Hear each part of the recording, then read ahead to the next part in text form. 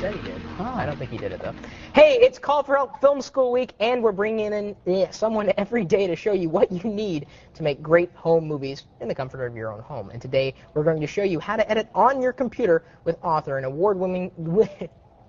I messed that up. You botched it yesterday, yeah, I did too. You know, it's award-winning, okay? No wonder your Why do mom, you have to take something away from me? No wonder your mom doesn't like me. Award-winning filmmaker Scott Smith. Scott, you. Thanks for coming back. My mom likes you. She likes you fine. She just likes Kat better. Can you blame her? Okay, so editing. Is this going to be painful? No, editing's really not painful, you know, and it used to be really difficult, but now the process is very easy because of the computer. So it's such a creative aspect to the whole filmmaking. It's very fun to be out on the street shooting like we did yesterday, but to come back in and settle down and take a look at what you got and kind of move things around a little bit is fun. Is it that important in the process? It is important. Editing can solve a lot of problems that you have in your storytelling.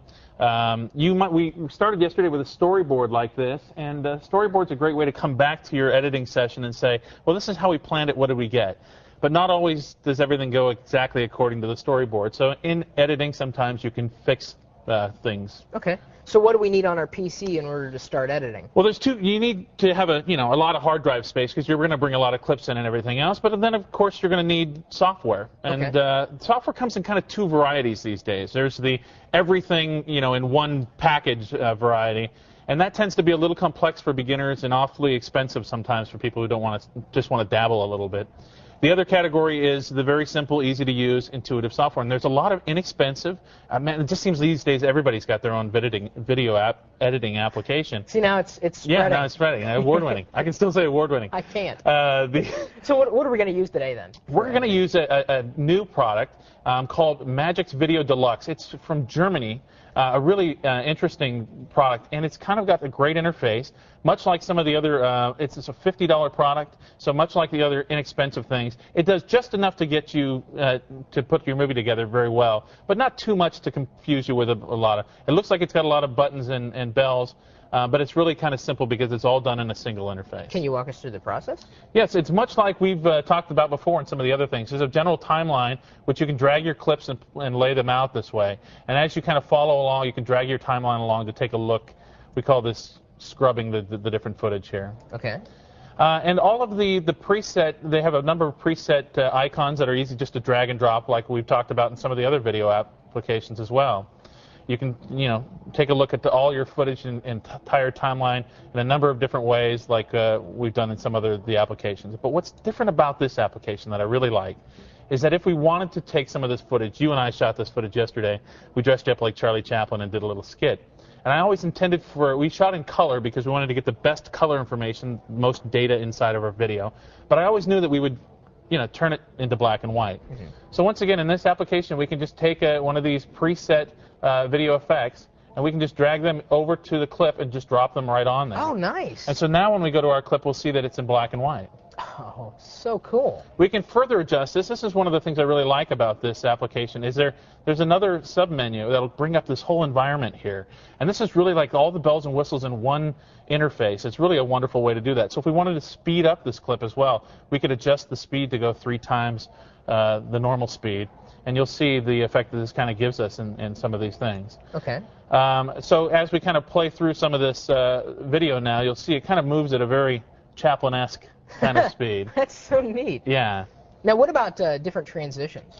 Transitions are very important. The fade is probably the most common transition. Why? Sometimes cuts can be really jarring to look at. So fades are a great way for us to transition from one moment to the next. In this application, it's very easy. We can just, I'm going to move my cursor back over here. Am I all the way over? If you see these little corner things, what we can do is simply pull them down, and as we pull them down, we go back, we'll see that we're actually fading out. Nice. This is really nice. Above, yeah. And it's not the drag and drop as the other ones. Can you show that again, the fade there? Sure, I will. Oh, not neat. bad, huh? See, I did that all just with my big fingers. I don't feel jarred. No, it's very easy. See, that's what I mean. Smooth. Okay, so what about other types of transitions? Well, the dissolve is another type of transition. So it's much like the fade in this application where we drag this marker back on this one, but on the next clip, the overlapping clip, we kind of drag this. Now if we take a look, we'll see that we're actually fading from one, dissolving in from one shot to the next. Ah. I'll do it like that. Like in Spaceballs, when Barf goes, nice dissolve. It's a lot like, this whole thing is a lot like Spaceballs. You could make that kind of movie now with a simple computer like this. Okay, any other neat... That says a lot about you, the kind of movies that you like. Oh, dude, Spaceballs rule. Go Mel Brooks. Oh. Woo! Okay, so are there any other neat effects that you can do in here? Yeah, you can do just about everything in this application that you would do for a basic video project at home. I really recommend this software. It's very, very nice. I think there's a full review of it on the Call for Help site. The nice thing about this, too, is we can do titles in here. But I didn't do titles for our project because I wanted to have like the old silent movie effect. So I created a title card in Photoshop and was able to import it and do that. Okay. And if other people wanted to make those silent title cards, we also put that file up on the Call for Help site so that people can download it and use some of our footage from our movie in their own movies. So you've actually put the base image for a title card of an old silent movie on our site? An old silent movie, and it's just without the text. All you have to do is kind of lay the text in there yourself and import it into your programs and use them in the same way. All right. Well, you ready to see the final cut then? Are you ready? I know what it looks like. Yeah, I think we're ready. Let's go with it. Let's take a look. Here we go. And of course, she said there's no sound. Let's see.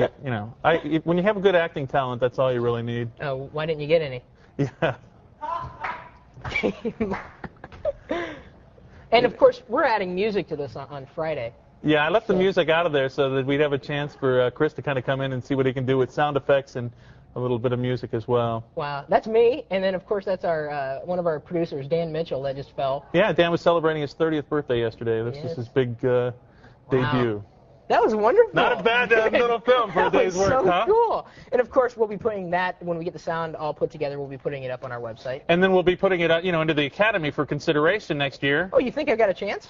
Well, I don't know if you'll win an Oscar, but I do think if the career doesn't go well, you'll have a huge future being a chaplain imitator at like cocktail parties or weddings or bar mitzvahs, some really nice areas that you could maybe, have a second career. Eat your heart out, Holly Berry.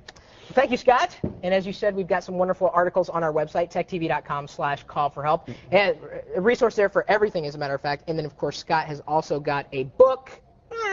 Check it out, Firewire Filmmaking, whether you have a Firewire camera or not. It's at bookstores everywhere. It's all in there. Again, tomorrow we're going to be showing you how to put music and sound effects on your video, so come back for that. Now, I believe...